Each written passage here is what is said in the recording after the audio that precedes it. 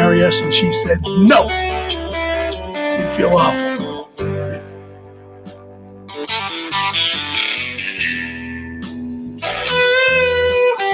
You know, do you want to lose, David? No. Nobody wants to win. Everybody wants to win. I want players that hate to lose. Plain and simple. I want players that I know when the game is over, they are crawling into the locker room. They need help getting their gear off. And it's going to take them time to get in the shower.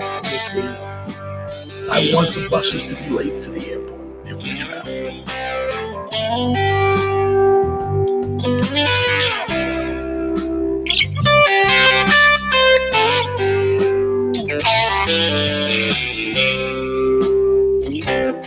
We all handle defeat differently, and it's hard. And it's hard.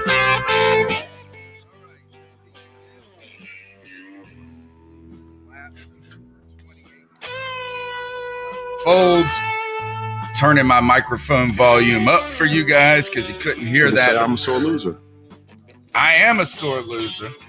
The Panthers have lost now 4 straight. Today's loss comes at the hands of the Tampa Bay Buccaneers, 24-17, where Cam Newton threw 4 picks and was off. This game was Cam Newton's worst of the season. Carolina Panthers were still around, surprisingly, with some opportunities to win late, and it did not happen. We're here with you, Panther Nation, to get through this loss together. My name's Tony Dunn. I'm the host of the C3 Panthers podcast, here tonight with Joe Riolano, Sleepy Joe. How you doing, Joe? I would be doing a lot better if we were doing this show after a win, that's for sure. Well, let's put on our big boy pants and talk about next season. Cody Lashney in the house producing the show. Thank you, Cody, for joining us in this morning moment. And when I say morning, I mean the MOURN type of morning moment. Cody Lashney, welcome to the post-game show. Happy to be here no matter what, win, lose, or draw. C3 podcast, we do our thing. Yeah, there's a lot to talk about. I've already made my peace, man. After we lost to Seattle, I felt like that was what our season needed the most. So I'm not really even surprised. It was just as soon as our defense starts to play well, then our offense goes to crap and vice versa. There's a lot of bad, but I don't know. I guess ain't nothing to it but to do it. Let's talk about it. All right. The number is 252-228-5098, where you can join the C3 post-game show. The Panthers fall in epic fashion. It's just a total collapse today. Cam Newton really struggled throwing 4 picks. Let's go ahead and cue that up, Cody. Cam Newton on the day was 28 of 41 with 300 yards and 2 TDs. But the interceptions today proved to be too much for the Panthers to overcome. While the defense struggled early in this game, Carolina's offense just was up and down, and the most up and down of those was Cam Newton. Throwing here in the worst, I think his worst throw of the season so far was that, I think that might have been the second interception of the day. Yes. So it's tough. It was tough, guys, and I'm going to turn it over to Joey to start. Is Cam Newton has really been one of the main positive components of this year's season, the constant, the steady, and he even said last week he's playing his best season of football, and today was among the worst games of his career, arguably. Yeah, this was really bad. Surprisingly bad, considering how well he has played all season long. For me, I feel like he tried to do too much today. Like, he took it upon himself to try to make things happen. That second pick, the one that Cody showed there, he stared the guy down the whole time. I mean, it was completely obvious where the ball was going. I So think much. though, strangely on that play, Joey, he actually read the defense right, and the defensive player didn't take the right guy, and Go kind to of right. He didn't go to get McCaffrey in the flat. He yeah. stayed on the slant, which was a great defensive play. But Cam's got to go with you know, and that's a mistake Cam Newton should not make. Frankly, he's had the type of year where you don't expect him to make that throw. I gotta be honest, guys. Another problem I think is the number of attempts Cam has. 41. Now maybe that's because we're trying to play catch up, but that number of attempts just seems unusually high. It seems like it's too many pass attempts. Again, maybe that's just because we had to put the ball in the air to try and get back to a tie.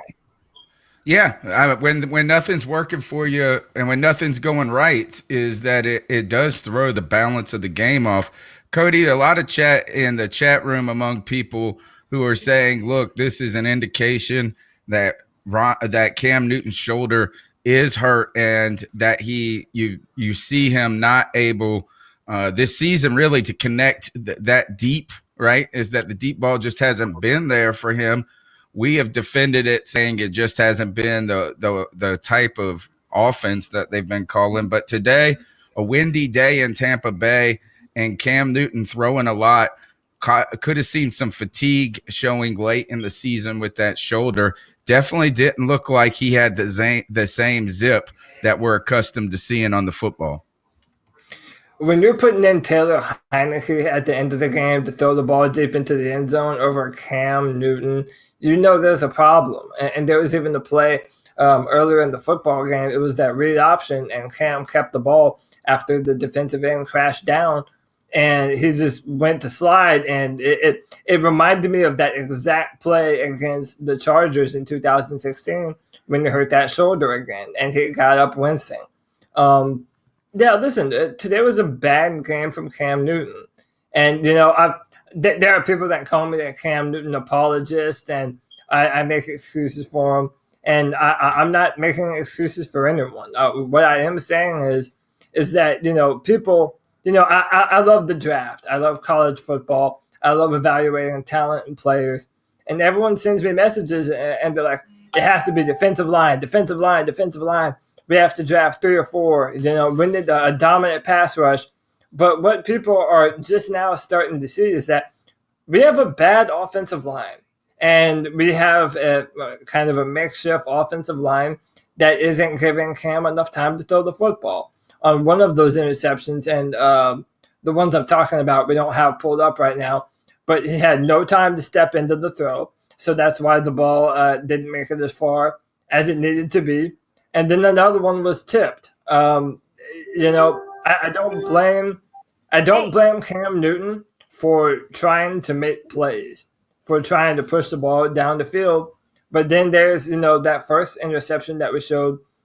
Every once in a while, there is a play in the season where Cam Newton just doesn't see the defender floating underneath, and he pays for it.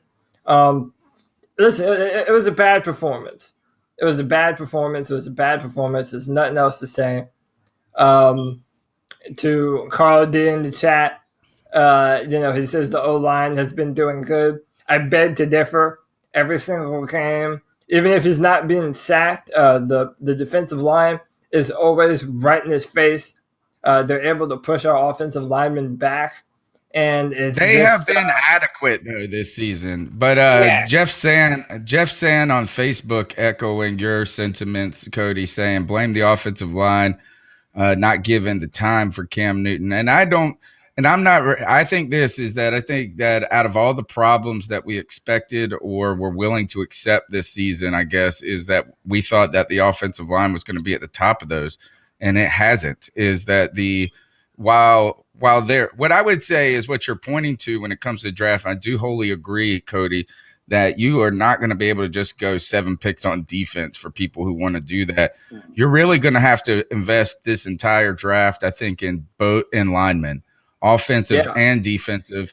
What you saw today is that you saw Ryan Khalil at the end of his career. You saw Chris Clark, who was called at home eating a bag of potato chips in like week 5 or week 4, and he has started all season and played admirably, I think. But at the same time, the whole component that we're talking about here is that this is not sustainable. There's 3 positions on that line that if you don't need you may need starters, and at the very least, you need 2 starters and 1 rotational player. So this is going to be very difficult going forward. But I mean, while the offensive line was not at its best today and gave up some of the most sacks probably it did all season, Cam Newton was also at his worst today. A lot of people calling for this. Shut Cam Newton down, put him on IR, and save him, spare him from more damage that could be caused by more hits, like you mentioned in that 2016 season. Joey, I'll turn it over to you, and then we're going to get into the calls. How do you feel about the Panthers shutting down Cam Newton for the remainder of the season? I am in 100% agreement with that sentiment. I think that is the best possible thing they could do for the organization and for Cam. No need in having him finish out the year when we know as fans and they know within the organization this team isn't going anywhere. Shut him down. What is so amazing to me is we're sitting at 500 after a 6-2 season, where a performance in week maybe 5, maybe the last time we won. Who was the last team we beat? Baltimore. I'd have to look at the schedule. I want to say That's crazy. We were after the dominant performance over Baltimore. We were so hopeful going into this season, what this season could become. While we watched the Saints just descend, at the same time, we thought we were strong contenders for that wild card spot at 6-2. Now we sit at 500 at 6-6, and we're realistically talking about shutting down our starting quarterback for the season, because what the writing is on the wall. What a fall from grace that is for the Panthers. Like I said, this is collapse at its fullest. Let's go ahead and jump into the cat calls. We want to continue to make sure that the fans are the driver of this show. The number is 252-228-5098. I encourage you to smash the thumbs up button. If you're watching on YouTube, turn your phone to portrait mode, hit that thumbs up button. It doesn't cost you a thing. If you're watching on Facebook, share this video in a Panthers group. What we want to continue to do is build the strongest and most interactive Panthers fan podcast out there. And we do that by letting you continue to drive the show. And here's our first call of the day. What's going on, guys? Here's Brother Herbert. Black Cat, Brother Herbert, and we just lost to the Buccaneers. All we can do is laugh about this. This is hilarious. But I tell you what, the one good thing is, because if anybody has heard David Kemper's recent interview, he might Mama there might not make it after this week. So that's a good thing. What can we say? Cam Newton. Defend it all you want, Tony. Defend it all you want. Cody or whoever else wants to defend it. Those were egregious picks. It was bad. It was horrible. And I just don't know, like I really, really just don't know. It's we just lost to the Bucs, guys. Like, we suck. We're not gonna make the playoffs. And while we're there, you realize the Bucs top 3 cornerbacks, which they sucked, by the way, but still did not make it. They didn't. The top 3 cornerbacks didn't play, and he throws almost 5 picks. Should have been 5 picks. Like, I just don't get it. But we're not a playoff team. That's the good news, guys. We'll probably have a good pick where we can actually draft some, rushers and all that kind of stuff. So, hey, might as well look at it as a positive because Ron Rivera is most definitely, I believe that he's not going to make it past to the end of the season. So, hey, let's go. Like, what can we do? All right. So anyway, guys, I'm actually not in a bad mood at all. This is just funny. All right, you're getting booted Anyway, on guys. that right there. Brother Herbert, not above pettiness, saying, don't defend Cam Newton, you dang Cam Newton defenders. Now, I did see somewhere in the YouTube chat earlier because of this, is that they were, the positive to this is that this really kind of just puts a nail in the coffin to the Panthers season in a way that does allow us to look to really make it a determination of what we wanted to continue to do going forward. Is that now the playoffs are out of sight, likely it seems, and the loss it's been such a deflating 4 games. Is that today reports emerged confirming what we have been suspicious of, is that if this continued collapse occurred, that Ron Rivera, that David Tepper would be more and more interested and has been consulting advice about how to approach this. Cody, do you think this right here today, wow, this loss to me was a lot on Cam?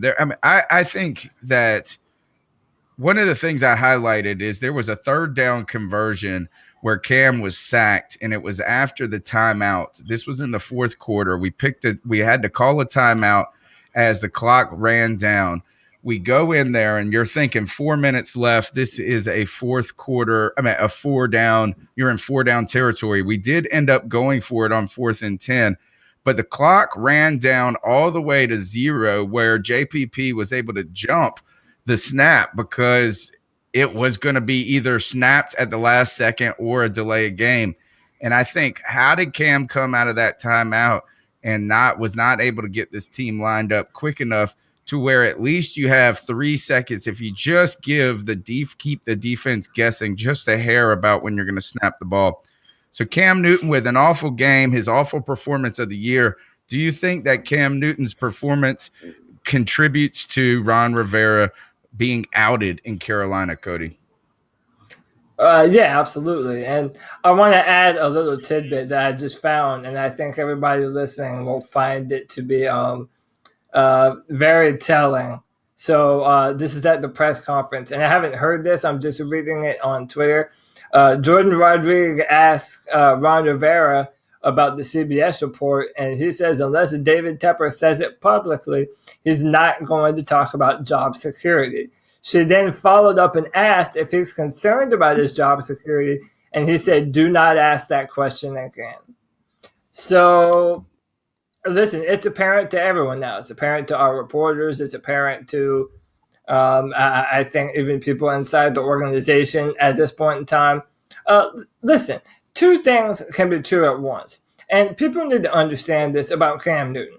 Am I a Cam Newton defender? Yes, absolutely I am. And I will be until the day that I die. And I don't give a damn if anyone likes it or not. But this is what I will say.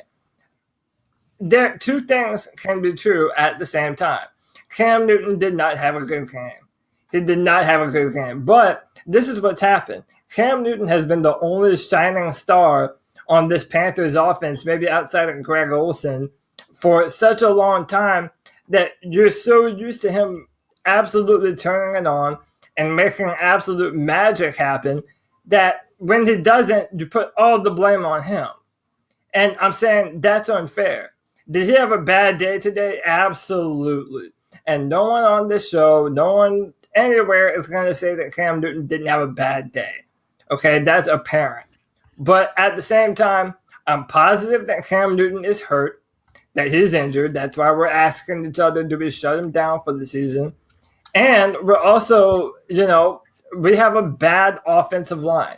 And when you're forced to throw the football under pressure all the time, then it leads to problems. So, yeah, I honestly do think Ron Rivera is on his way to being fired before the season even ends. I honestly believe that Ron Rivera might be out sooner than later. Here's our next call. Hey, Panther Podcast. This is G. Cavassier. What's up, G? Lost the damn game. Couldn't believe it. It came through 4 damn interceptions. I don't understand. After the third one, I would have pulled him if I was damn wrong. And now, breaking news. I am officially on the fire the Ron Rivera train. I'm done with him, man. I am done with him. There's no way in hell Jason Pierre-Paul is getting the Cam damn near the whole entire game. You mean to tell me you couldn't get somebody to double him? Nothing at all? I don't understand. And I was fooled by the defense. I really was. But the defense was playing good. And then 3rd and long, they was killing us the whole damn game. I mean, I really don't get it. But I'm officially on the fire Ron Rivera train and Eric Washington. Now, this is just me. It's still early. But it's my opinion. If Marvin Lewis gets let go from the Cincinnati Bengals, bring him to Carolina to be the defensive coordinator. Not the head coach, the defensive coordinator. Bring his ass to Carolina. And we need a new damn coach because Ron Rivera, he lost the damn team. Just admit it. But we 6-6. It looks kind of dreary. But, hey, I'm still pounding with my boy. So, remember, keep pounding, baby. All right, G. Cavassier, thanks for calling in the C3 Panthers podcast. The number's 252-228-5098. And it looks like, I mean, even when the questions about Ron Rivera's job security are floating into the post-game show, things are serious. And finally, we saw this we saw today again that the Panthers have been atrocious on 3rd down. They have not been able to get off the field, but the defense did, after surrendering 4 turnovers, the defense did hold this Tampa Bay team to 24 points, which is admirable in its own right. But today, Joe Person reported this was in the 3rd quarter that Ron Rivera appears to have taken over the play calling for Eric Washington today. We knew that something to this effect was going to come. This is something visually you can do to show that you are trying to right the ship. So more evidence that Ron Rivera and the Panthers are just imploding even at the top. And I would prefer, I think, Todd Bowles over Marvin Lewis personally when it comes to defense. But I think what you're going to need to do is if you do fire Ron Rivera, let's turn this over. Joey, we were talking about this before or early in this game as things started out poorly for the Panthers, that we were talking about, hey, is that if Ron does get fired, that this is the question is, or do you keep Ron and do you fire Marty Herney in an effort to keep Norv Turner? And I'm starting more and more to think that if you make any moves at all, it's a complete and wholesale change, not because one person, not because Norv hasn't done well, not even because Ron isn't even just a decent to good coach. But if you are going to change, make a distinct change rather than Band-Aid type change. Joey, do you think Ron Rivera lasts beyond the season after today? Are we overreacting, or do you think Tepper is truly interested in changing the culture in Carolina? Oh, I really have to feel no matter what he does, there's no way he keeps his job at this point. I think Tepper probably has seen enough. Honestly, guys, I'm forward to not win the game today. I really expected us to go down and pull out the W. I mean, really. And the fact that we didn't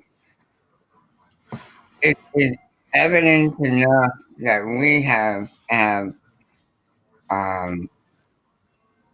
fallen. The team is lost. Somewhere we lost our way.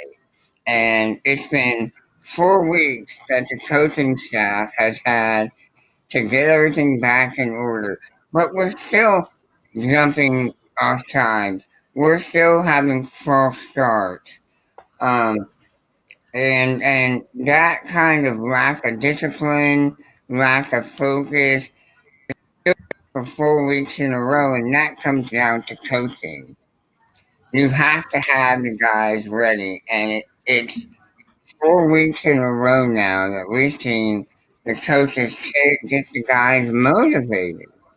Can't get them motivated, can't keep them focused, and at this point, I think Ron is gone. I'm curious because I feel like Tepper would let him play out the season. But Tony, you brought up a good point earlier when I mentioned this. You said if Tepper fires him now, he'll get a jump or a head start on looking for start that search for talent. But as you mentioned that, you said at the same time, let Herney go so we can find a new GM who would come in and be part of the search for the head coach. Cody, I'm going to turn it over to you on this comment, and because I've got something to still say on this, is that Jeff Sand on Facebook says, guys, how shocked would you be to wake up Monday morning and hear Ron Rivera was fired? At the point, which is strange, this is so crazy that we are really truly having this conversation with the winning, probably the most successful coach in Panthers history, who started out 6-2 this season.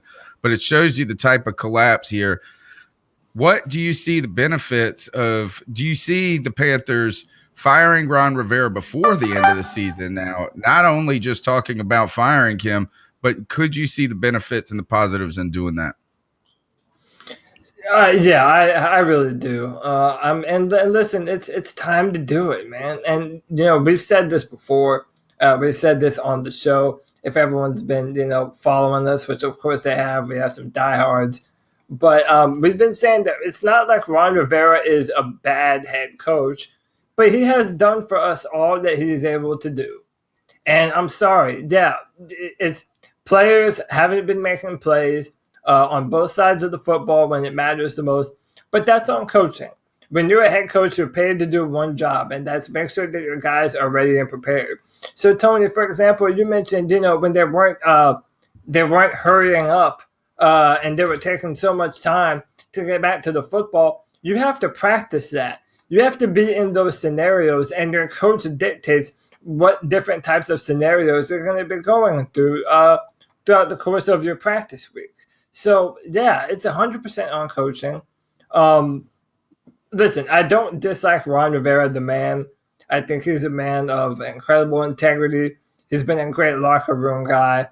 But it's time, man. And another thing that I don't want to let leave, I'm sure we can get to it down the road, but today you may have seen Greg Olsen play his final snap of football ever. And I want that to sink into everyone, because one of the things I do want to mention is that this organization, I genuinely feel, has wasted some of the primes of some incredibly talented football players. And the next time Steve Smith, absolutely, man. There have been so many good ones, and we still have Cam. Now we're wondering about how healthy Cam's shoulder is. It's a problem. Ron Rivera, we need to pull the Band-Aid off now. All right, so here is that we're going to go right back into the cat calls. My position on the coaching staff and what David Tepper should do, and I've really been leaning towards this for several weeks now, as in it's just an either or. You either decide to stick with Marty Herney and Ron Rivera and see where it goes for one more season. But I do think now that this collapse has been so complete that it has ended a lot of those that it's continued to undermine some of the sanctity of Ron Rivera being just a better than average coach, right? And that has been, it's almost like, hey, let's stick with what's comfortable and familiar. When you're continuing, you can say, well, there's injuries, there's these other things that have been going on, that the defense just hasn't been there for Ron Rivera. The changeover in assistant coaches has been difficult, with third consecutive year with a different, essentially a different defensive coordinator. All of those things are true, and I do think Ron Rivera has been able to point those out to you and highlight those in the past, because in November and December, this team has been strong. But this slide has continued. And what I would do, the order of events I would do, is I would fire Marty Herney this week. And then what I would already do is say, look, we have decided that we're going to make courting the best possible option at GM the number one priority of this organization. We're going to already have the inroads done for that by the end of the season, hopefully. Then Ron Rivera, you let him coach to the end, because without a GM there, he knows the writing is on the wall for him. But he can't quit as a head coach on you, because he needs to continue to pad his resume for next year as hopefully an option, maybe for a team like the Bears, who hired John Fox in those years, looking for a coach that's just better than average. So to me, it goes full sail change, starting with a commitment from a GM who has a vision. Whether that is a vision that works out and is better than the Carolina Panthers have done under Ron Rivera, I don't know. But I think half changes are worse than no changes, and full changes come with risk, but also come with reward. The number is 252-228-5098. You can be on the C3 Panthers podcast. Hey guys, how you doing, Tony? How you doing, Cody? This is when you know. I'm sorry, but this is when you know it's over. When a big fan just stops caring, a diehard fan, when you just stop caring after losing the game, like, oh well. So Cody, please tell us the draft picks we might be able to get. Please, I want to know. I want to know who you're looking at. Please let us know. Thanks, guys. Cody, I know you've said. Cody, I know you've said repeatedly that you're going to do more and more investing as the draft does approach. But here, in a ideal world, we're going to need help on offensive line and defensive line. Give me one player who doesn't play on Clemson. That would be good for the Carolina Panthers. Well, I mean, it depends on our draft order. Right now, if I'm being honest, I kind of do think that we need to address the offensive line effective pronto. And there's a player, his name escapes me right now. I'm pulling it up. Is it the Alabama left tackle? I don't think we're going to be in range enough to pick him. I think he's a top 4 pick. There's a left tackle out of Wisconsin who is really good. He's good against the pass rush.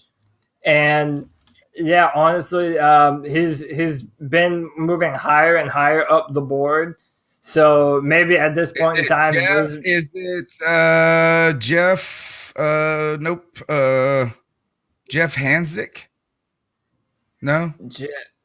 I'm pulling it up right now. No, his name. That might be the guy who took the photo. That might be the guy that took the photo, actually. He doesn't have a name. He does not. He's a man that's nameless, because I've been trying to find it right here. Red short. Let's start with player David Edwards. David Edwards is the guy that I'm thinking of. He's the left tackle out of Wisconsin. And yeah, I mean, he's someone that does good against the run and against the pass rush. And depending on where we draft, it's looking like he might fall to us. There's a few good offensive linemen. There's even a pass rusher named Josh Allen. No, not the quarterback from Buffalo, but there is a pass rusher out of Kentucky who is very fast off the edge. He's a great edge defender. That's another guy that I'm thinking might be in our range. We have a lot of different needs, man. Another one I would love is a nice free safety, someone that can ball hawk the back of the field. If we don't sign Eric Reed, which I'm hoping that we do, but there's a lot of needs on this football team right now. But I want to build up the trenches on offensive line and defensive line. A lot of people have been talking about Nick Bosa in the chat room, adding in maybe ways replicating what TJ Watt did in Pittsburgh, the brother who continues the legacy. Numbers 252-228-5098. Yes, Jeremiah out of Swansboro. Can we fucking fire someone yet? I mean, Boop, boop. Jesus We Christ, did. it's getting old. How do you start 6-2 and then drop all these shitty teams? Man, I just don't know. This is killing me here. Panthers for life. Keep pounding, but damn, man, damn.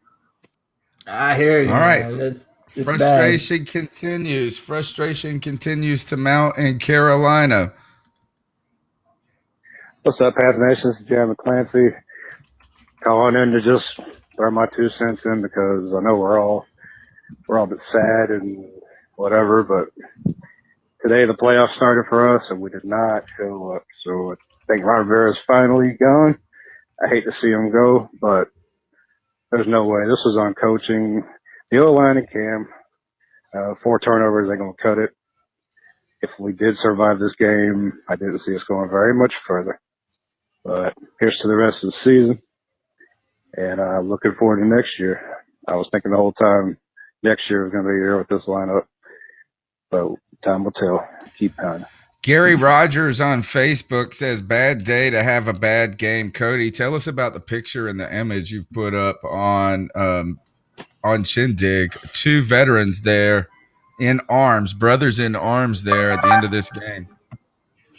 Yeah, I decided to throw this up. I found it on Twitter, and I just feel that it embodies how we're all feeling right now. These are 2 players that decided to come back for a final season. And I know Thomas Davis has been mulling over playing another season. But, I mean, listen, these are 2 guys that felt like we had a chance to win it all this year. And, this is Matt Khalil Ryan Khalil and Thomas Davis. They're feeling it, man. They've got their heads hung low.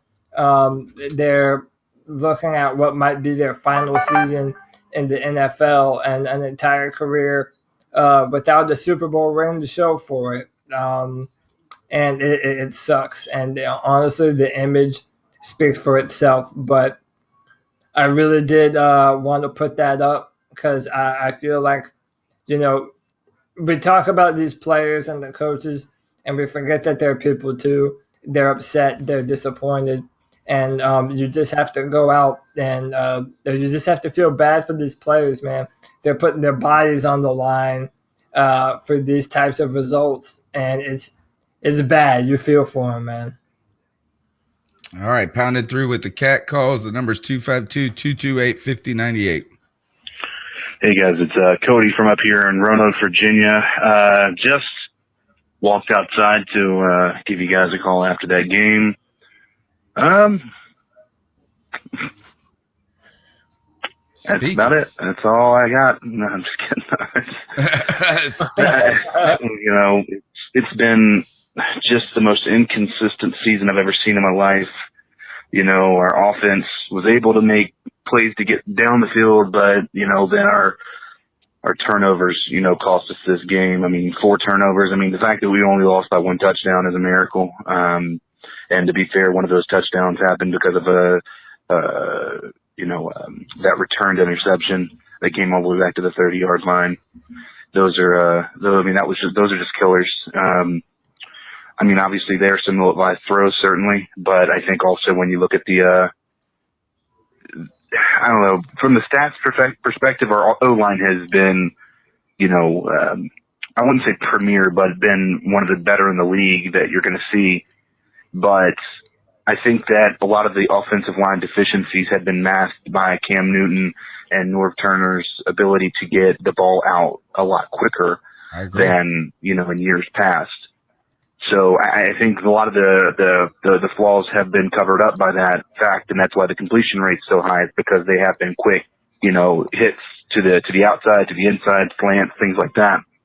But it was pretty clear to me that there was that there was some issues with timing on this one. I think that our receivers weren't able to get open as quickly as they had in years, in weeks past. And that's why Cam had to force some of those throws. Obviously, the pressure up front had caused, in my opinion, 3 of those interceptions. The other one was just a horrible out route. That was the pick off the pick that came back from Elliott all the way back to the 30. So, to be quite honest, our defense was the only reason we were in this one, and that's something that we haven't said in a long time. They haven't been able to get turnovers, but they definitely stepped up and got the 3 and outs when we needed them to. So, kudos to them. But, I'm tired of accolades. I'm tired of the stats. I'm tired of people, even Cam Newton saying this is the best he's ever played. To be fair, all boils down to is the wins and losses, and obviously we faltered there. The report about Dave Tepper not being satisfied if things don't get better is encouraging to see where the off season takes us. But I think most people are at the point where we can officially give up on the season and just hope for a effective and efficient off season to where we can get some some. All right, I think he's going to jump back in with the second part of that call, but I do want to address some things. He is echoing Cody's sentiment is despite the statistical advantage that maybe that this offensive line has shown from past lines, it is not as good as it looks on paper. Dakota Tumbleston writes on YouTube, or Cam in the press conference, our offensive line did good. It was my fault. You can't just throw it up. Cam Newton, though, is that Brandon Herbert then chimes in at this moment to say to criticize basically that someone who was saying that Cam is clutch. And the thing that I will say is that I believe that if Cam is demonstrating that he is hurting, that has to be factored in here. But Cam Newton has progressed this season in a way that many people believe that he didn't progress. He had a bad game today. He showed he had some problems today, but in this press conference, I do like that continued. He's showing development and maturation there.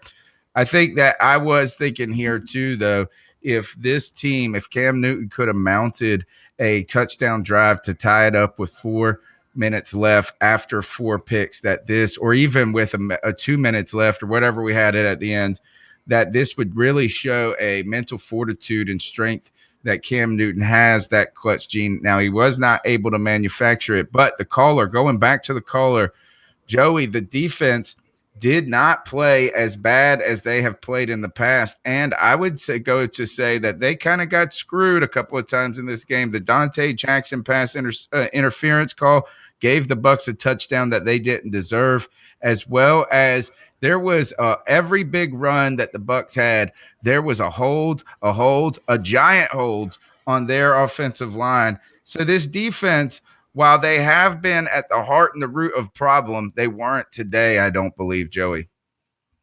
No, but I think they had their best game of the year. Well, at least their best game in 4 games anyway. Right. They were able to put some pressure on the quarterback. They tackled fairly well. We really saw the defense we were expecting all year long. They showed up today. They did enough.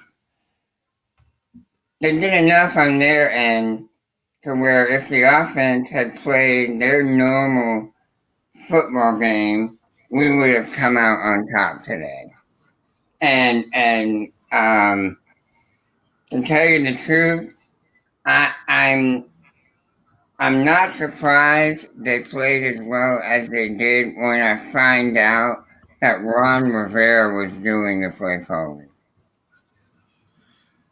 Cody, today, Vernon Butler, a healthy scratch. And the interior early in this game was a weakness for this team. KK did have a game that was pretty good today. I think F.A. Obata played decently well as a rotational player. And but other than that, it continued to show is that Mario Addison just probably doesn't have it in him to be a 3-down defensive end. And Julius Peppers is old as all get out. But the defense was not here and the problem. But man, it was tough watching Cam Newton fold after such a good season. Do you truly believe that this was Cam Newton just having a bad game? Or do you really think that there really is a kind of a more serious shoulder problem than we have been led to believe? Not necessarily a season-ending type shoulder problem or surgical repair needed, but it's got to be bothering him, right? Yeah, it is bothering him, and I think that we kind of glanced over it in the Baltimore game where we had Taylor Heineke come in to throw that pass to Greg Olsen at the end of the half. Yeah, his shoulder, I feel, is bothering him, and he missed some practice time because of it. Yeah, I do think that it's definitely bothering him, and listen, and I want to ask you guys' opinion on this, you and Joey, because I know what I believe, and people like Carl D and Brandon Herbert, they think I'm crazy, and they say we have a competent O-line. And listen, I'm willing to be that old curmudgeon or whatever if people want to say that I'm just defending Cam Newton, and that's why I want both of your opinion. I it seems like every Sunday I am watching the offensive line get pushed back right to Cam Newton, and I'm watching our left and right tackle. Well, not necessarily our right. Taylor Mooton's been okay, but I'm watching our tackles get blown up by speed rushers, and I feel like I see it every single Sunday. So, I don't say that we have a good offensive line or we just need to tackle. I think we have a bad offensive line. I call a spade a spade. So am I crazy or am I crazy? I don't know. Go ahead, Joe. I think the offensive line is better than bad. That just sounds crazy. I don't think they're good. I definitely don't think they're good. At least not when we're talking about pass blocking. I don't think they're good. I think they can be effective. I think part of I think somebody said earlier, I think it was the last caller said, the ineffectiveness of the offensive line is somewhat covered by the fact that in Norv's offensive system, the ball comes out quick. I think there is some truth to that. I wouldn't say this is a good offensive line because Cam has, you saw today, Cam was pressured all day long. Most of the time, he was able to get away from it or get the ball out, but there wasn't any point in the game where he was just able to sit back there and look for a receiver. At no point in the game did he do that. I've seen Brady, I've seen Andrew Luck, I've seen other quarterbacks who have good offensive lines just sit there and wait for a receiver to come open. Cam Newton does not have that luxury. The deal with here's what you just don't need to say. You need to not say that the offensive line is bad. Is that you need to say it's poorly manned, and that the players who are playing better than we would have. I think should be expected of them to play. If you think about this, is that Ryan Khalil is really old, really old. I mean, he's been starting at center for like 12 years probably.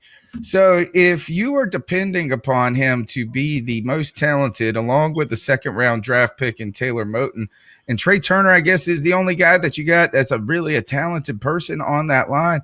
Chris Clark, you should be.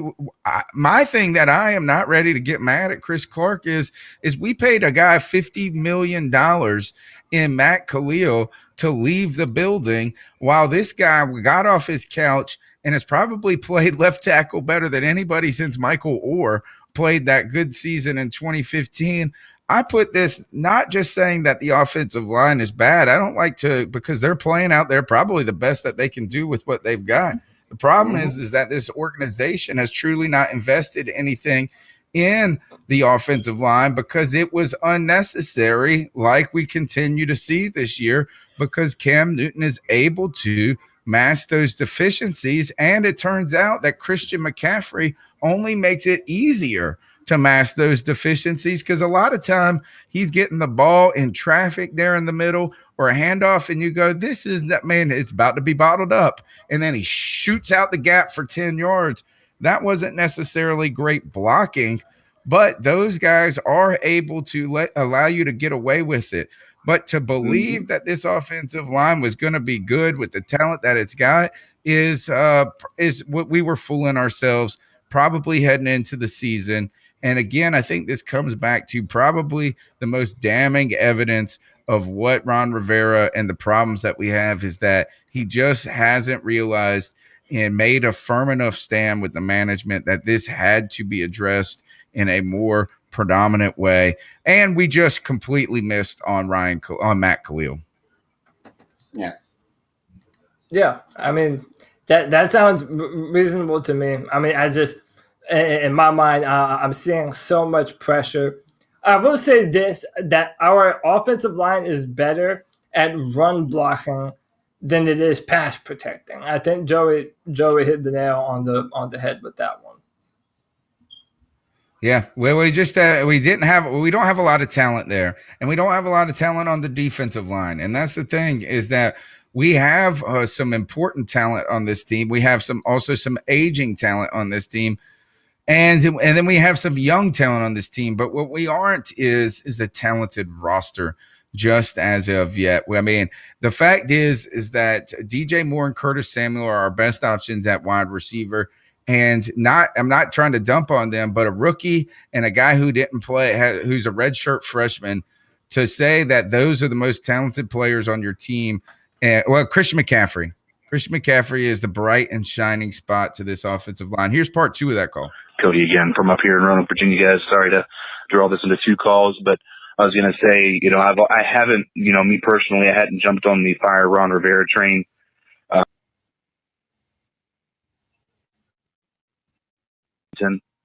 But at this point in time, you think that we would have better clock management, that we would have plays drawn up for that, final 2 minutes, as much as we've been behind, and the time has caused an issue. But the fact that they haven't addressed those issues yet is just mind-boggling to me. And once again, to kind of touch on the report that David Tepper is becoming, or the ownership group, as they call it, is becoming uncomfortable with where we're at, and believe that we haven't focused on analytics the way that we should. After that report and after this loss today to the Bucs, it's clear to me that there's no way Ron Rivera keeps his job this offseason. I wouldn't be surprised if they kept Norv in for offensive coordinator, but I don't know if, or at least attempted to. I don't know if Norv sticks around if they fire Ron, but here's to hoping. I think he's done the best he can with a makeshift offensive line, if I could speak.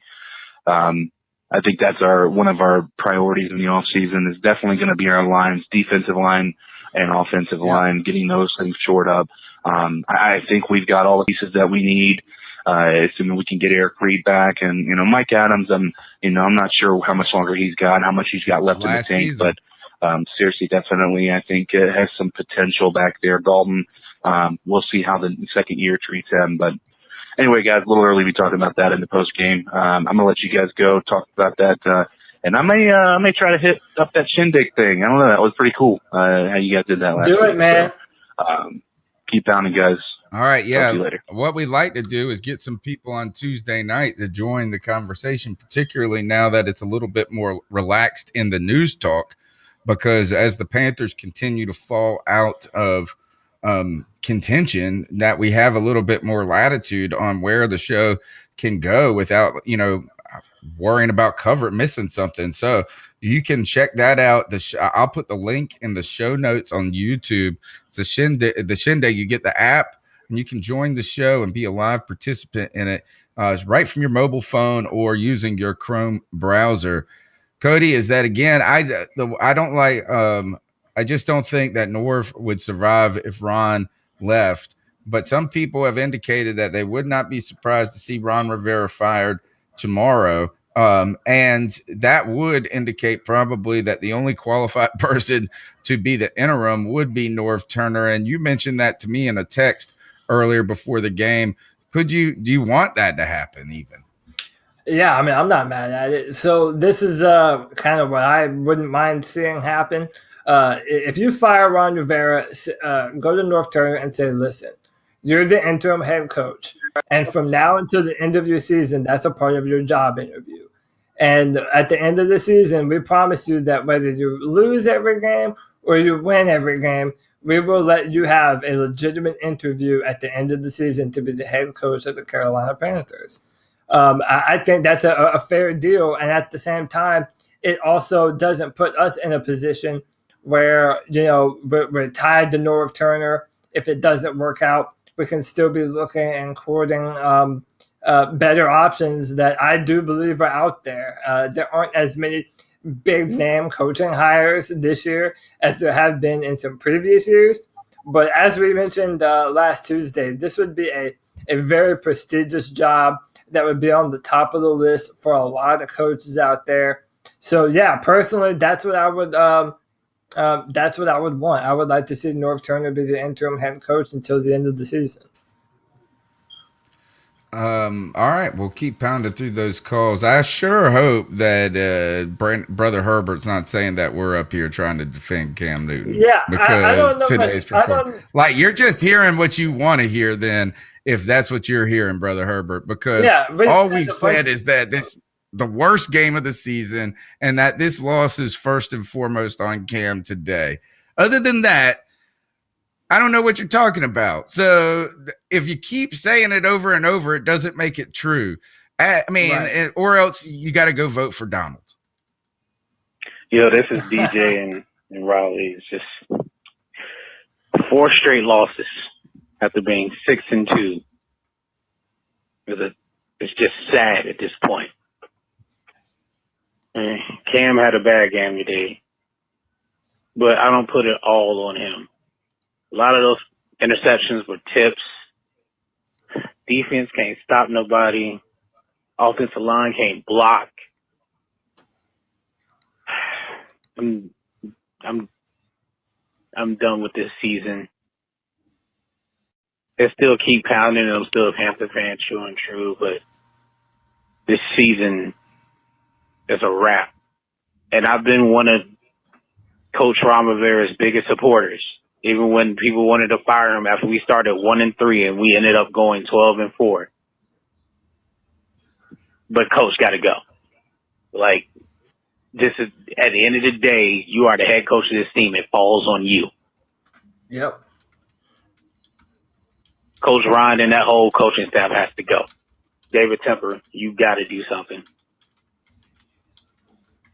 As always, keep pounding, Panther Nation. All right. So, this is, I would like for somebody to track down. We got to find this stat before Tuesday is what teams have ever started 6-2 and not made the playoffs. Because you always hear this when a team starts 0-2, excuse me, there is a whatever percentage chance of not making the playoffs. Generally, I'm thinking when you get to 6-2, you got to have a 70% making it. What was the last team that actually does this, right? And so, look, Herbert now is just turned into a Cam hater. This is what we got, is that Brother Herbert isn't settling enough at just being critical at Cam. He's a Cam hater. He's just saying this, is that Cam, essentially you're indicating that Cam Newton's a loser.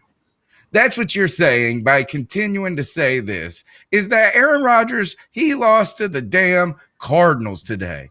the Cardinals. And if you're going to say this, if he was a great quarterback, he would have won this game. You're going to talk about Cam Newton saying that. Then if Aaron Rodgers was a great quarterback, he would have won against the Cardinals at home.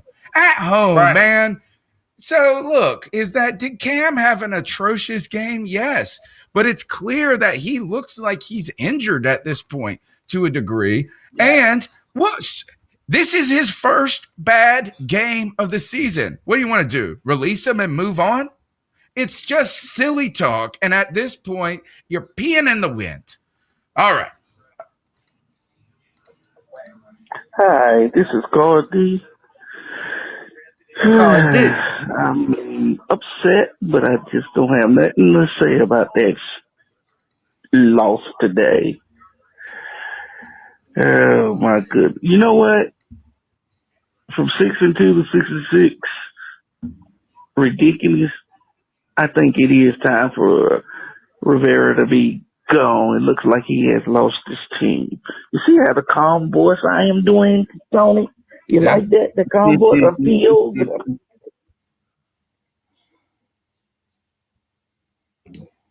This is angry. I think he's still, his call's still going. I don't know what happened. That's calm, angry Cody.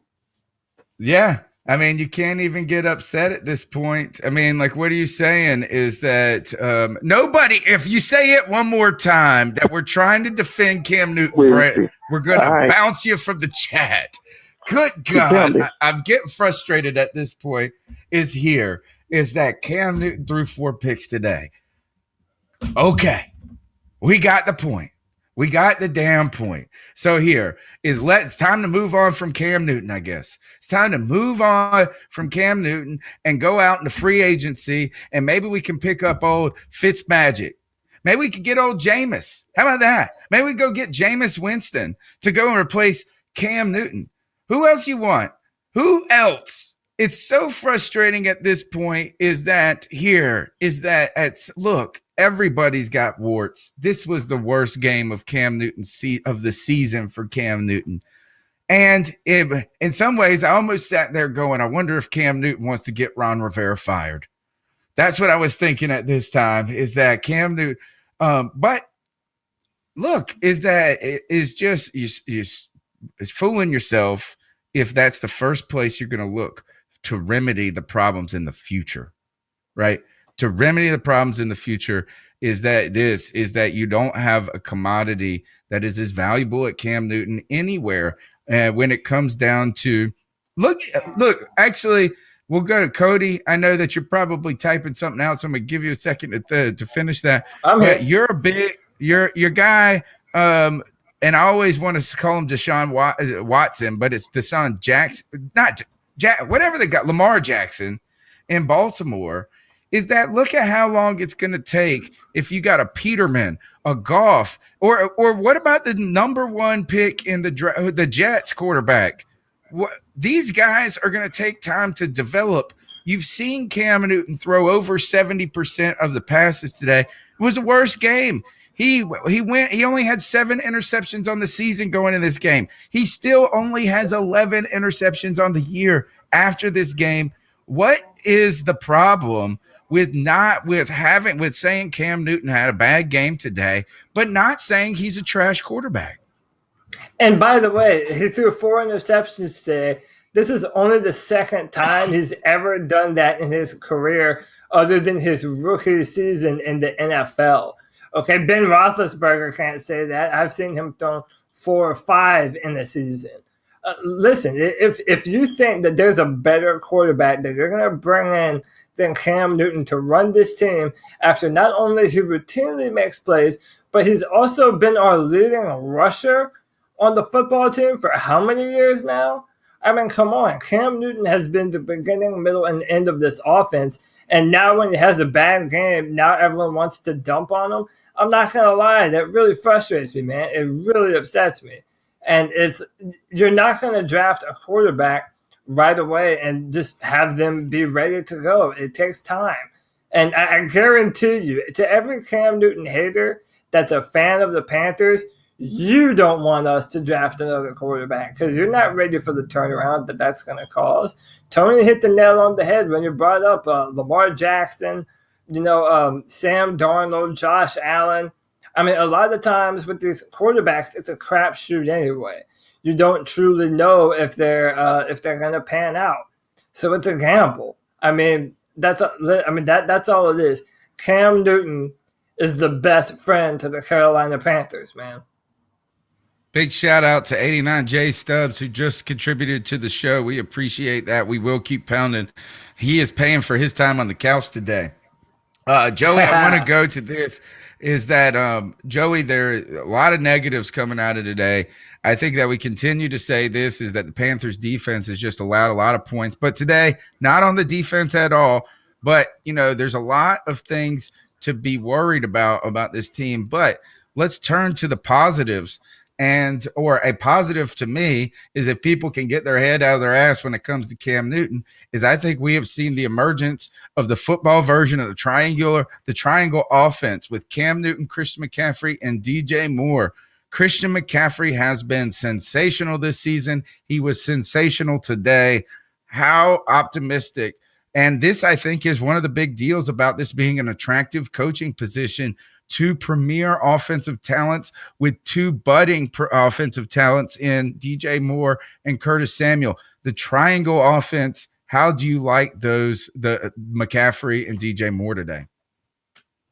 McCaffrey, I mean, how much more can we say about this guy? He's more machine than man, I think. He goes out there and gives 100% every time he touches the ball.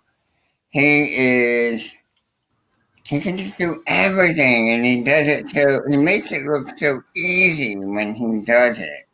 And when having played football and knowing how tough it is to do the things he's doing, particularly at his size, and making it look easy really says a lot about his athletic ability. The guy is a freak, an athletic freak. DJ Moore. Yeah, I mean, he's in the ranks of Hunt, who is now probably going out of the league for a year, probably is what I'm going to guess. Is that was it Tyreek Hill or Kareem Hunt that got in trouble? Hunt. It was Kareem Hunt. Okay. You're talking about the likes of him. You're talking about the likes of Alvin Kamara. He's the most dynamic player. The only person I think that is just physically just head and shoulders because of his athleticism is Ty Gurley at this point. Right now, you're talking about potentially he's been the most productive, got to be one of the most productive offensive weapons in all of football. Absolutely. His versatility is what makes him so incredibly valuable. The fact that he can run routes like a receiver.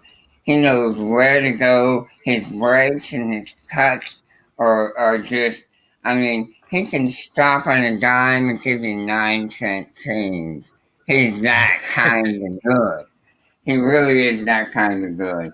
And then you have DJ Moore, who, I mean, honest to God, guys, he really doesn't know what he's doing yet. A lot of what he's doing is pure athleticism. Once he knows about and gets to learn about route combos and getting receivers to turn, getting defenders to turn their hips, or in some cases, turn their backs on you. Oh my God, this guy's gonna be all pro. I really think if you're a head coach, if you're a coach in the NFL and you see this offense, your mouth has to water with the possibilities because there is talent all over this team at the specialty positions. All right, I'm about to shame some of the listeners right now. There's 62 people watching, only 8 thumbs up on this YouTube video.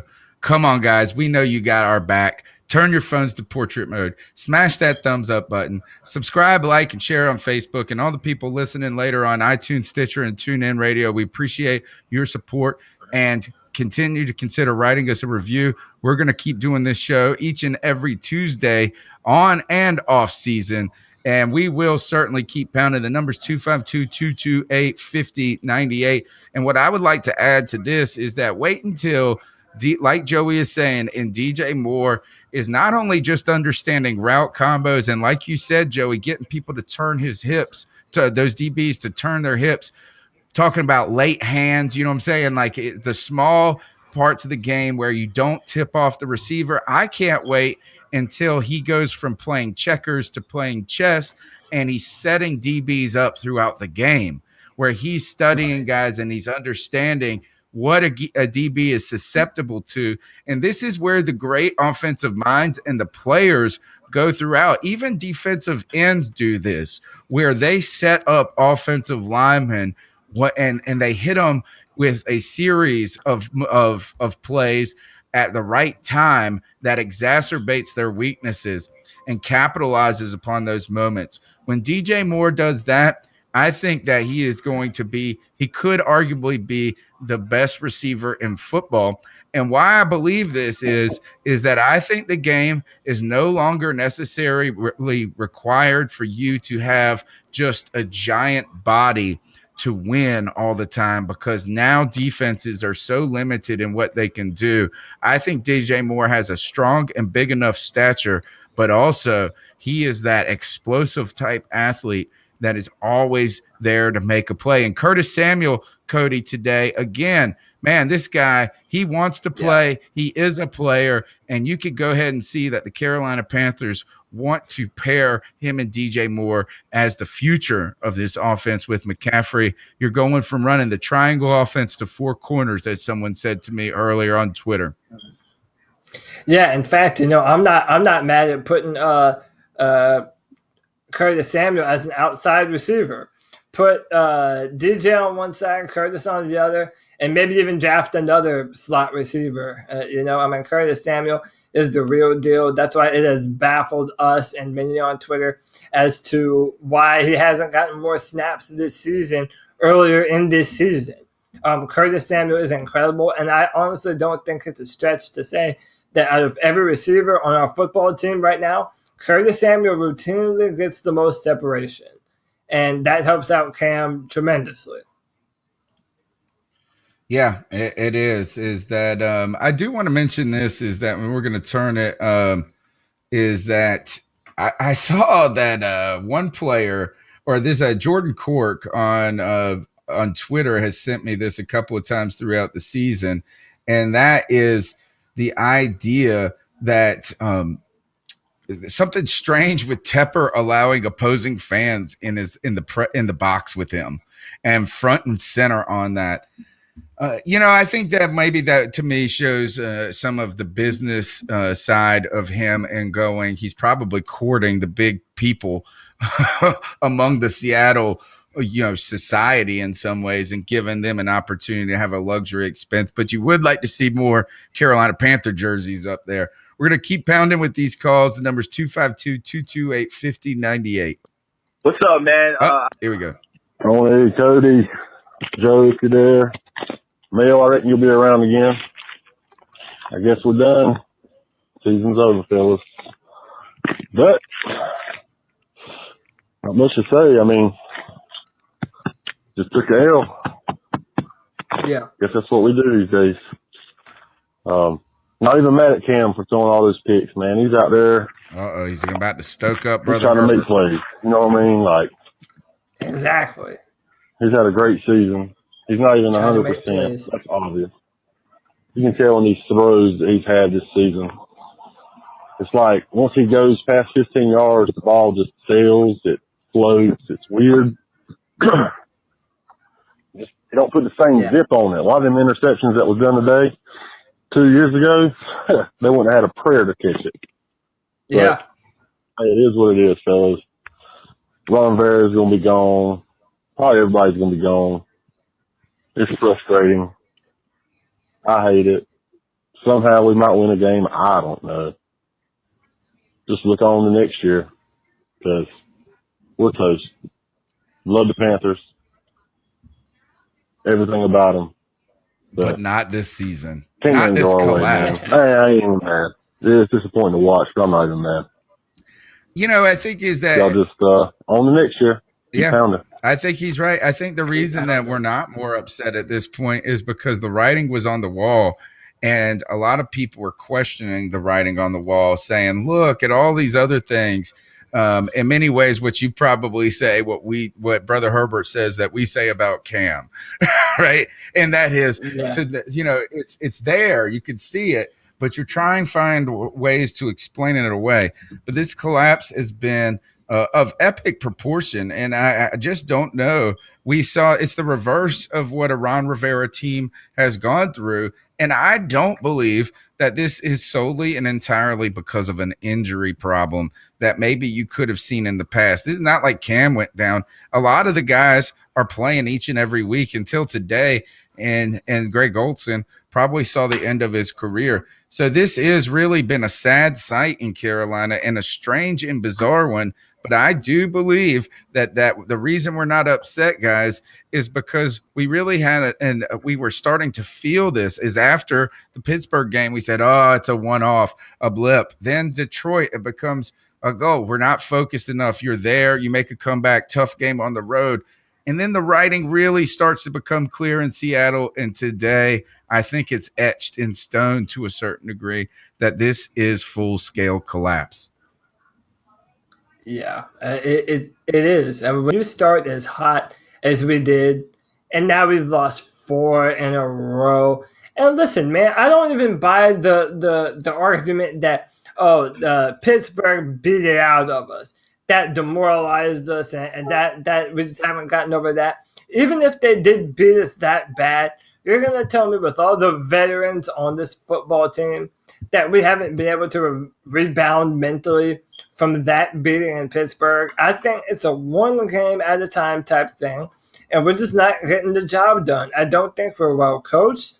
I don't think our players are playing well. I mean, it's a comedy of errors at this point in the ball game. And I see people online, and J Dub, I believe, even mentioned that right now we're still working with the last end of a Jerry Richardson regime here in Carolina.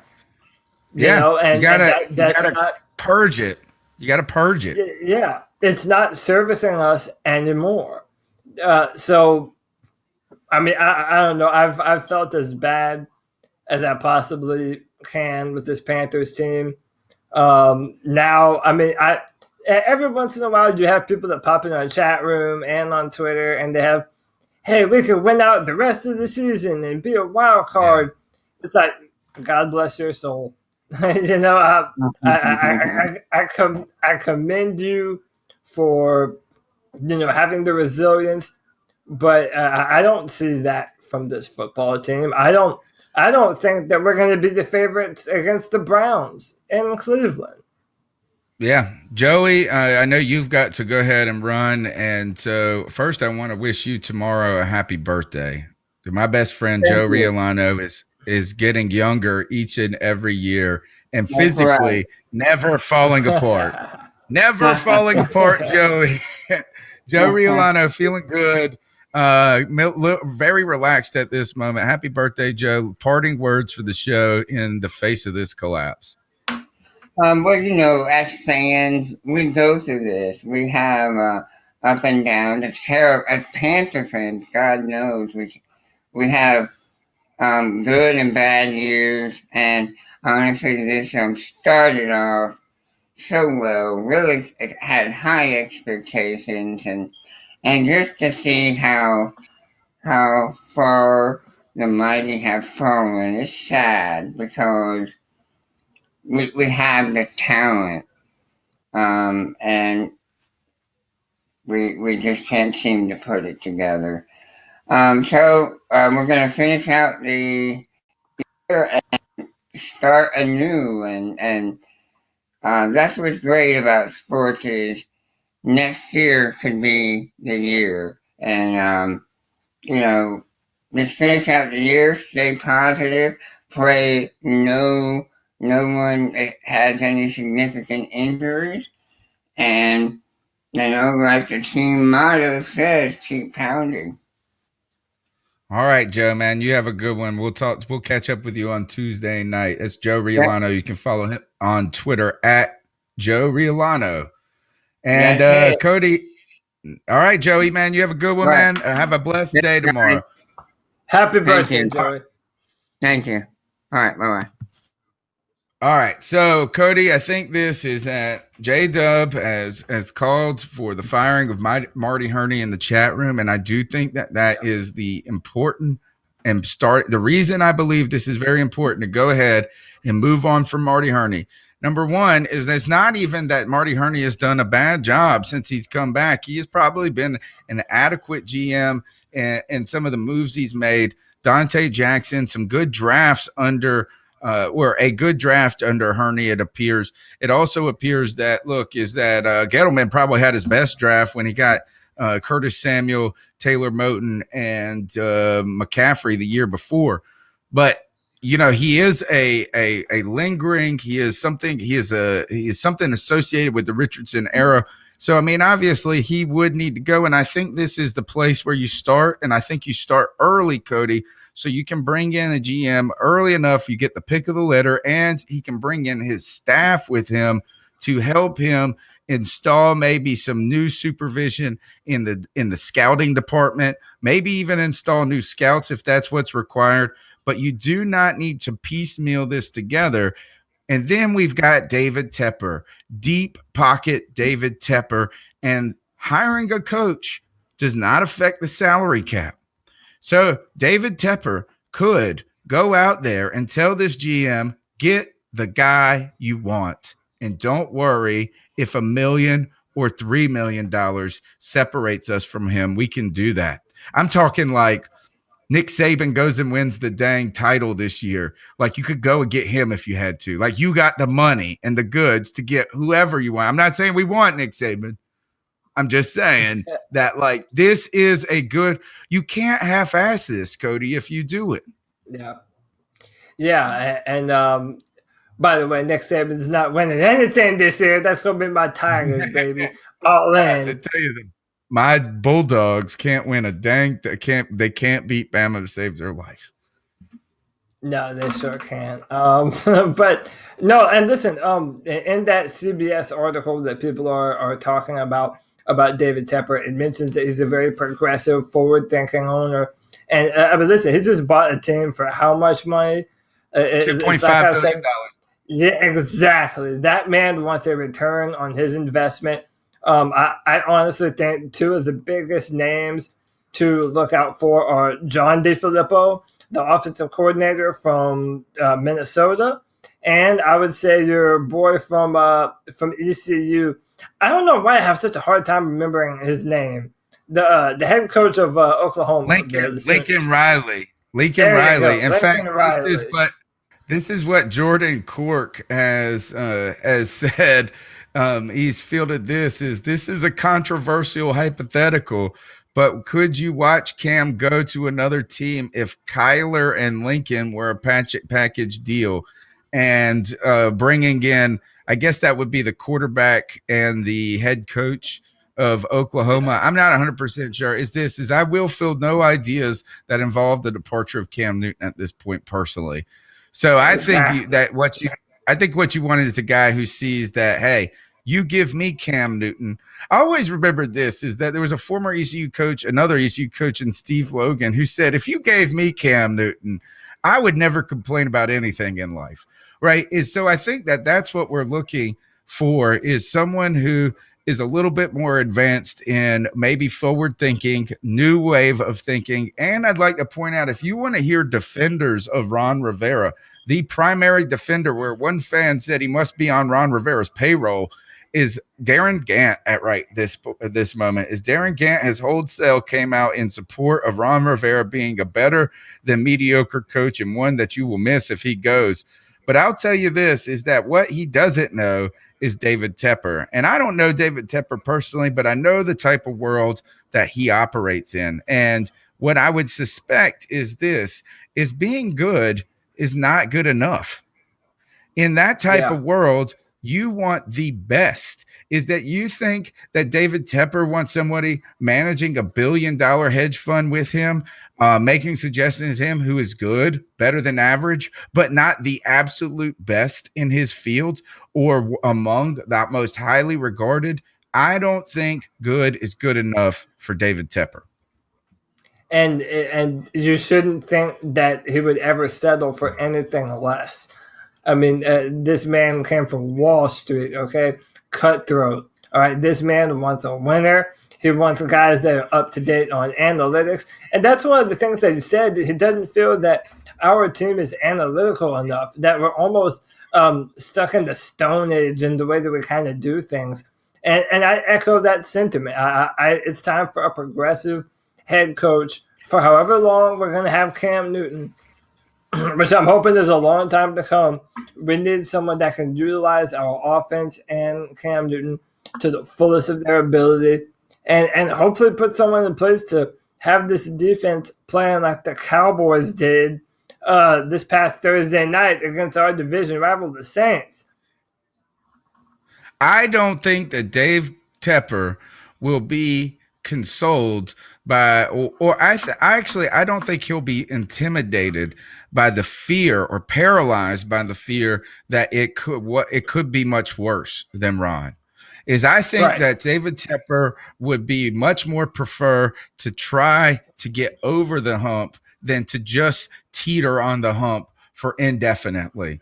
So I could see him saying this is that, hey, not every stock that I've bet on has been a winner. And sometimes you do make moves that lose.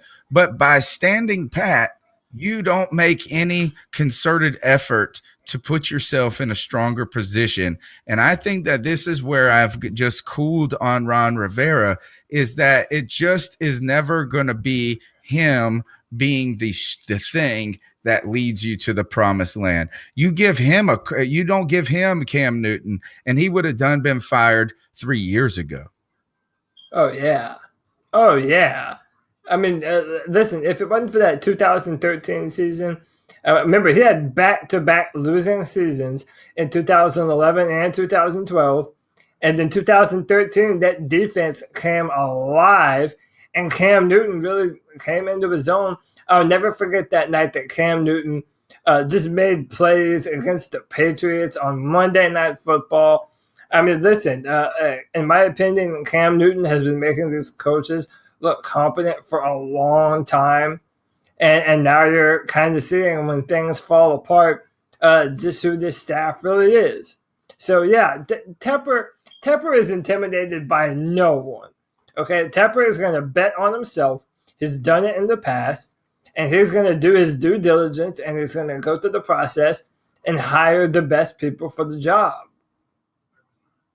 Josh Wicker on Facebook says some people said the same about Coach John Fox. And I'd like to point this out, is that look at where John Fox was last year in Chicago. And now look at them under Nagy or whatever he is, contending to be one of the premier teams in the league. So here is, just because you replace a head coach does not mean that we will plummet to the bottom. We're not bottom feeding because we have real talent at the quarterback position, and then the other things can always be adjusted. Luke Kuechly is going to be good for another year, and you can make some differences there. You cannot change head coach, GM, and quarterback though and expect a jump. What you need to do is invigorate some life into this franchise with what I want to see is guys that have a vision, and maybe that vision doesn't work out, but a guy that knows where they want to see this team, how they want to see it develop, and the attitude and the steps, and be very deliberate in that instead of just kind of flipping a coin on everything and hoping it works out. Here's the next call, 252-228-59. What's up, man? I said it last week. I'm going to say it again, man. This week was a win-win for Panthers fans because if we win, It furthers our chance. This is to get into the Coltrane, I playoffs. think. If we lose, Yep. we still win because it furthers Rivera's chance of getting fired. Today to solidify Rivera's chance of getting fired. He's done. But I call because I'm actually a little bit pissed off. I'm not pissed off about us losing. I'm pissed off about these fake Panthers fans that come on Twitter and call for Cam Newton's head because he had one bad game out of the fucking 12 games we played this season. Y'all piss me off. Because if Cam Newton goes out there and goes 50 for 50 for 500 yards, and if we lose, he still blames on himself. He can have a perfect game, he still blames on himself if we lose. When he plays a bad game, y'all never have his back. Y'all get on Twitter and y'all call for his head, and that shit pisses me off. Y'all treat that man so damn bad, and it irks the shit out of me. I'm sorry. I'm pissed off. I'm sorry. I agree. I didn't mean to curse, but this really irks me, man. We have the worst fan base when it comes to our quarterback, and it irks me. Like y'all have a personal vendetta against him, and that really, really makes me mad. I want to know about his shoulder. I hope he's okay. But these damn fake Panther Twitter heads, y'all gotta go. I'm sick of y'all, man. Peace. Oh, by the way, if you want to come at me, you want to tweet me, it's at Classic Coltrane. Please tweet me. I'm locked and loaded, baby. Please come at me. All right. Classic Coltrane at Classic Coltrane on Twitter, bringing the fire when it comes to this. And that is the dang truth. Is Cam Newton had a terrible game today, but you can buy. You want to know who stands with Cam? These guys right here on this podcast do. In fact, you can go and you know how much we made a damn t-shirt. I stand with Cam, and it's for sale on CarolinaCatChronicles.com. Listen, man, Coltrane is my spirit animal right now. That's my spirit animal. Listen, I try not to be too confrontational, but it's my sentiments exactly, man. Where are y'all at when Cam Newton has a bad game, when he's done nothing but carry this franchise from the moment that he got here, from the moment that he arrived, and now everyone wants to jump ship when he has a bad game? I'm sorry, man, that's a fake-ass fan. Quarterbacks have bad games, and he had a bad game. That's it. That here, Bobby James says this caller is fire. Go caller, go, says J-Dub. And Daniel K087 says he went all smoke. Carius Lothar, my man, speaking facts. People are pretty excited that Classic Coltrane came to the rescue there to pick you up. And I want to point this out to you, is that Ron Rivera still has a job because of Cam Newton. Mike Shula had a job for so many years because of Cam Newton. You guys thought that Rod Chazinski was a dang offensive genius because of Cam Newton. Cam Newton gives you this, is while he may not be the most consistent at times, or in the past, a consistent passer, he's missed some layups at times. And this year, I think he's really, truly proven that otherwise.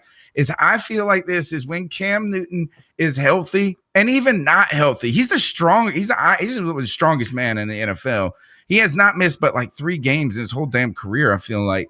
The point that I'm trying to get to is this, is Cam Newton always gives you a chance. It's like that moment in Dumb and Dumber when he goes, so what are my chances? 1 in a million, 1 in a billion? And she got more like 1 in a billion. And he goes, so you're telling me there's a chance. That is the truth, is Cam Newton is, and for you guys, is that before Cam Newton was a part of it, I have never felt like the Panthers have been irrelevant since Cam Newton has come to town. And I believe that him and Rivera came together, and it never felt like this is irrelevant. That's because of Ron Rivera. I have always and wholly 100% said Cam Newton, he's the guy. He is the one guy that is the best. I don't know. I can't even deal with it, Cody. I feel you. Classic Coltrane. He's a hero. He's a hero, man. And I'm telling you, listen, the people that say they want to move on from Cam Newton, I'm telling you, you're not ready for that. You are not ready for that. And that means you don't know what Cam truly has provided to this offense, from throwing to receivers over the years that don't make separation, big body receivers that barely run a route, to having to be the leading rusher on the football team and play quarterback. Come on, man. Subpar offensive line play. Listen, you can only make so many miracles, and Cam Newton makes a lot of them. And then when he doesn't come through and he has a bad game, people just ditch him. Man, that's not a fan. That's absolutely not a fan. All right. The number's 252-228-5098. We've got two more calls. Thank you, Carl D, for powering the C3 Panthers podcast with your donation. It is not in vain. We will uplift. We will keep going with this show no matter what. Even if nobody listens, I will get on the internet and talk about the damn Panthers. But it turns out a lot of people are listening. Over 60 people are viewing our post-game show each and every week. We want all 61 of you to turn your phones to portrait mode and smash the thumbs up button. We're at 22 likes now. Let's get it to 40 before the end of the show. We've got 2 calls to do it on Facebook, Twitter. Support us. Support the podcast, because you know what? We've been here when the team hasn't been good. We've been here when the team is great, and we will continue to be the most interactive Panthers podcast that you can find, and the most consistent. 252-228-5098. Hey there. David Tepper is getting antsy. I read this on a CBS Sportsline report that David Tepper is getting antsy about his team, about the lack of analytics, about the lack of modernization that the Panthers has and organization are behind the times, that they seem to be too old-fashioned. And I think right now is a good time just to clean house, get rid of Rivera, get rid of Hurney, you start over, you modernize, and you build a new team, because I just don't think that the combination of Hurney and Rivera and Cam Newton are going to be able to get it done. It just can't happen. They are just not Super Bowl caliber. And thank you. Enjoy the podcast. Bye-bye. Here is where that your call makes all the sense in the world is that we don't even have to think. We've seen Marty Hurney got fired with Ron Rivera and Cam Newton as part of his original tenure. He's back for a second round. So, hey, thank God that we did have Marty Hurney in that tumultuous moment where we fire our GM 3 days before the training camp starts. But to add to that, even in fairness to Dave Gettleman, he came in here and Ron Rivera had a good enough season in that original year where there was no ability for him to say that I want to put in a new direction and my vision for the future. So we've seen what Marty Hurney and Ron Rivera can do. We've seen it twice now. Now, we've also seen what happens when you don't fully commit to a change, but when you half-ass it in fear of missing out and going forward. And so I think that, like one of the callers said earlier in the show, like a lot of comments have been in the chat room, is this type of collapse may be a good thing because it really puts those things in the forefront, in the spotlight, Cody. Yeah, I mean, now that you're losing, look, that's the one thing that you can say about losing. And we had a caller a few calls back that kind of said it, man. And even Coltrane kind of said, there's nothing to be mad about, because it's times like these when you're able to look at your team under a microscope and look at the real problems that you have on the team. And yeah, it sucks because we were so optimistic at the start of the season. But now we're just rummaging through what we're seeing what we can salvage, if anything at all. And listen, you're not going to be able to fix the problems on the football team unless you know what those problems are. We know that we don't have a routine pass rush that gets home frequently enough. We know that our offensive line could be a lot better. I don't care what anyone says. It could be a lot better. And we still need to build up a few pieces on this football team. Think how many close football games we've been in. I mean, we're not getting blown out. We had one game this season where we were blown out, and that was Pittsburgh. We're not very far from being a team that's winning these football games. Even some of the games that we have won, they've been close. We just have to find a way to push it over the edge. I want a brand new general manager. I want a brand new head coach. And yeah, man, we're not far. We just have to do some more things better. And if we can stomach this season, hopefully those times they're not too far away, man. Big Chief TP coming in strong, supporting the podcast. You guys are the best, he says. Makes bad seasons bearable. Looking forward to whatever changes are coming. See here, Thank you, man. You know what I love about this comment too is look forward to whatever changes are coming. Because some people are saying everybody is so quick to turn and say call for someone's job. I call it internet lynching in this day and era. And that is what Darren Gant is also saying. And when he's going to bat for Ron Rivera, Eric Washington. But here is that what we have to do is not be afraid. We have not be afraid because our fandom will be there. Like, that's the thing. The good news, guys, is it doesn't matter if the Panthers are 1-15. You've seen it.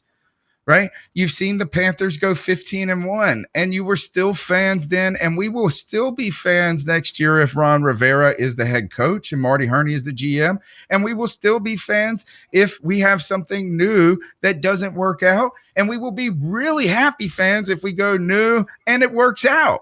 So the good news is that sometimes I just felt like we have lingered in purgatory when it comes to Ron Rivera. And prior to 2015, I thought that we were giving too quick to dump on him at times, and that he had shown that he could keep a locker room together through thick and thin. But I saw last week, after last week's loss, Steve Reed from the Associated Press said that there was a real losing look and vibe to the Panthers in the locker room. So even the strengths, this is what I'm going to say about Ron Rivera, is that what have his strengths been as a coach? His strengths have been, hey, he's got a good tenure in the league. He's been around for a long time. He's a football guy. He's a player's coach. He knows how to resonate with those guys. And the most important is that he keeps a steady ship, one where we don't panic. But there are also real weaknesses to Ron Rivera, what we've seen from personnel issues to a continued inability to be flexible throughout the season. And that last, I would say, is that Ron Rivera at this point has started to lose what the strengths of him were, are no longer even working. And that being is that it looks like this team is falling apart late rather than getting stronger. In fact, it doesn't look like it. They are.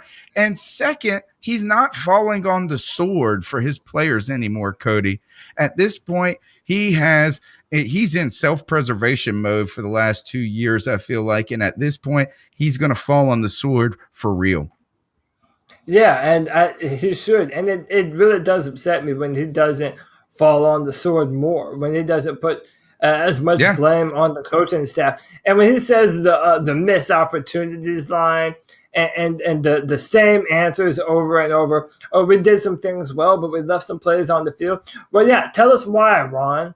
Tell us why that is. Tell us a little bit more. I mean, don't piss on our leg and tell us that it's raining. Tell us what's actually going on.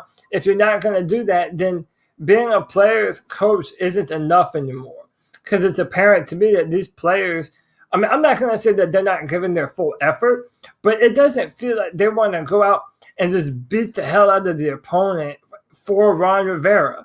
You should want to go out there and dominate for your head coach and for the players next to you. And Ron Rivera hasn't been instilling that kind of confidence in anybody. So, yeah, I think you hit the nail on the head, Tony.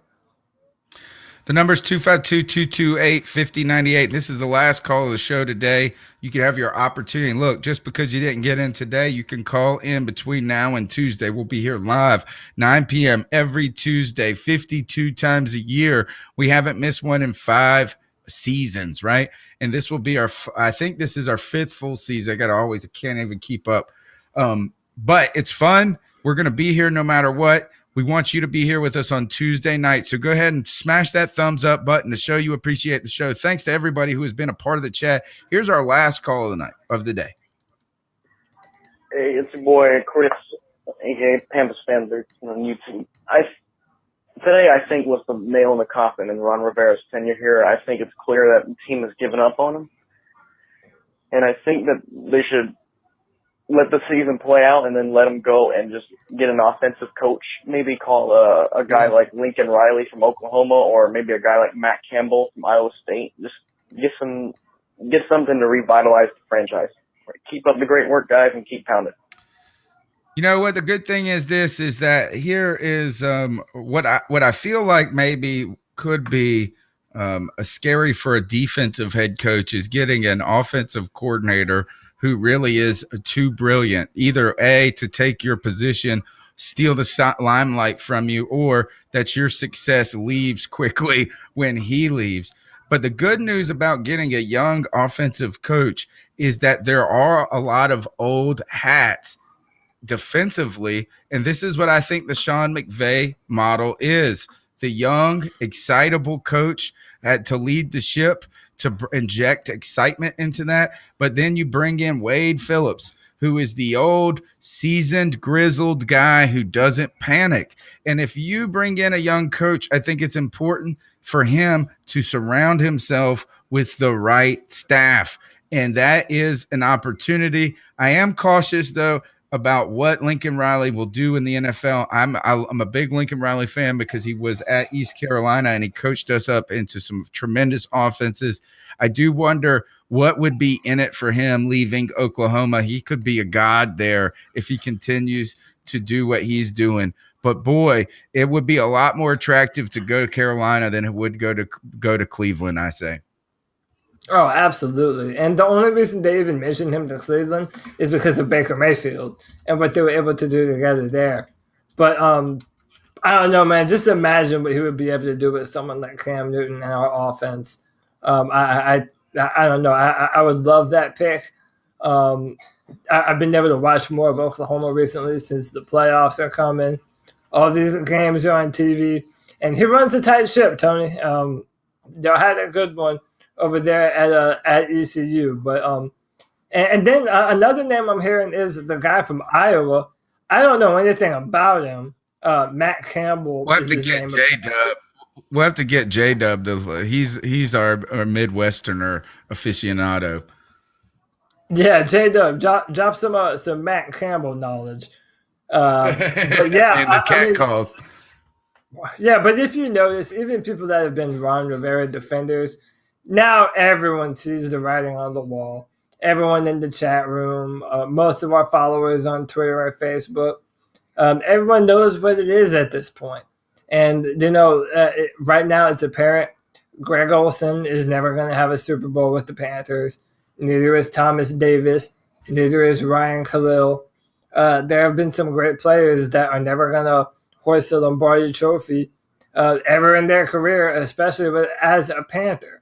So now what I think is our duty, our obligation to do is all the players on the team right now that are still good, they're still in their prime, we absolutely have to do right by them and bring in the players and the front office people to put them in the best position to win football games. We have to do it. All right. Big shout out to Brian Wells. Thank you for supporting the podcast with your super chat donation. We really appreciate that. That's going to help continue this podcast and defray the cost of the website and things. We appreciate all your support. Like, subscribe, share. That is the motto. We need to build Panther Nation. Now, I actually was contacted, Cody, by an advertisement company that kind of sells ads for podcasts. And we were talking about some of the things when it comes to Carolina Panthers podcasts out there. And he said the challenge for this team is that as an expansion franchise, the legacy of the fan base is just smaller than other markets, not only because other markets are in big TV markets and there's millions of people in those cities, but also because of the legacy of the Carolina Panthers. And what I do think we can do is continue to make that a distant memory of the past by, even in times of struggle like now, and in times of success, that we continue to grow Panther Nation together. And I think we're doing it here today. I think the people in the chat room are doing it, Cody, and I appreciate your help in making this show great again. I see what you did there, man. Yeah, I mean, listen, Charlotte is a city on the rise. The NFC South is a marquee division in football. We've been one of the better divisions, if not the best, the past few years. We have the talent. We have the players. We do have a lot of things going for us right now. Green Bay. I mean, they have a history that we don't have yet, but that's another small market that a ton of people would definitely want to go to, and that's another thing too. And I'm glad that it led me to this train of thought thing. It's looking like Mike McCarthy is also going to be out in Green Bay.